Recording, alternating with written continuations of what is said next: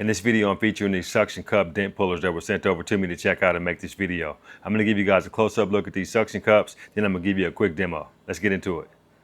Here's a look at what you're gonna get in the kit. You're gonna get 2 small dent pullers, a large dent puller, as well as a sponge for cleaning off your surface. So these are made out of an ABS plastic with a rubber grip there for grabbing onto your surface.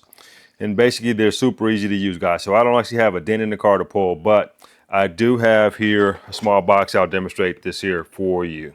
So basically the way these here work, you're going to split your handle, put it on your flat smooth surface, close the handle up. It's created your suction, and now you've got a nice suction that you can either pull dents, you can move glass, move tile, like anything that's smooth and flat and within the weight limits of the suction cup, you're going to be able to grab onto and use the suction.